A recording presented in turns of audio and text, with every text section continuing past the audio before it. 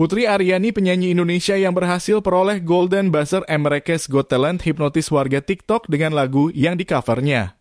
Suaranya yang khas dan merdu mampu membuat para pendengarnya hanyut dalam setiap lirik lagu yang dibawakan.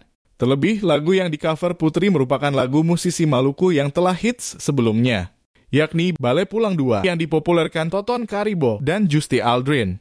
Diiringi instrumen musik piano, lagu Bale Pulang 2 dibawakan apik dengan gaya khas Putri. Video yang diunggah kembali oleh akun TikTok @gobert_al_, tarik itu pun menembus 35 ribuan viewers, di mana ribuan komentar diramaikan netizen Maluku para pecinta lagu-lagu Ambon. Mereka tak hanya terhibur dengan suara manis Putri, melainkan juga berterima kasih karena telah mengcover lagu favorit mereka dengan gayanya sendiri. Tak mau ketinggalan momen, salah satu penyanyi asli lagu Bale Pulang II, Justi Aldrin pun turut muncul di kolom komentar dengan pujian singkatnya terbaik sekali. Komentar itu pun dibanjiri likes dan komentar penggemar Justi Aldrin di seantero TikTok. Diketahui setelah penampilan spektakuler Putri di panggung America's Got Talent beberapa waktu lalu, popularitasnya semakin meningkat tak hanya di tanah air, tapi juga di mancanegara.